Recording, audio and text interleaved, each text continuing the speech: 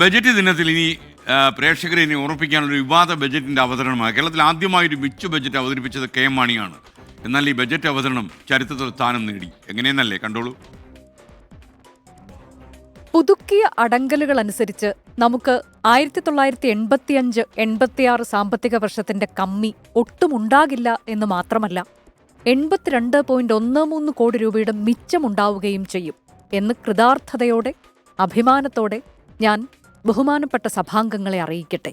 1986 ധനമന്ത്രി K M Mani ഇങ്ങനെ പറഞ്ഞ് ബജറ്റ് അവതരണം അവസാനിപ്പിച്ചപ്പോൾ പ്രതിപക്ഷം മാത്രമല്ല മുഖ്യമന്ത്രി കെ കരുണാകരൻ വരെ ഞെട്ടിപ്പോയി.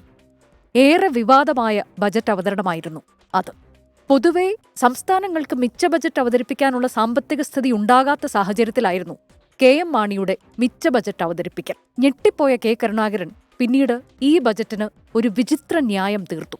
കെ എം മാണിയുടെ ബജറ്റ് ഒരേ സമയം മിച്ചവും കമ്മിയുമാണ് എന്നായിരുന്നു തന്ത്രശാലിയായ ലീഡറുടെ പ്രതികരണം. കെ എം മാണി അവതരിപ്പിച്ച ബജറ്റ് മിച്ച ബജറ്റല്ല, കമ്മി ബജറ്റാണെന്ന് കേന്ദ്ര ധനകാര്യ സഹമന്ത്രി ജനാർദ്ദന പൂജാരി ലോക്സഭയിൽ പ്രഖ്യാപിച്ചു. ഇതോടെ കോൺഗ്രസുകാർ തന്നെ കെ എം മാണിക്കെതിരെ രംഗത്തെത്തി. അന്നത്തെ ക്ഷുഭിത യൗവനം ജി കാർത്തികേയൻ ആ ചോദ്യമെറിഞ്ഞു. മന്ത്രി മാണി പറയുന്നതാണോ, സാമ്പത്തിക വിദഗ്ധർ പറയുന്നതാണോ, കേന്ദ്രമന്ത്രി പറയുന്നതാണോ ജനം വിശ്വസിക്കേണ്ടത്?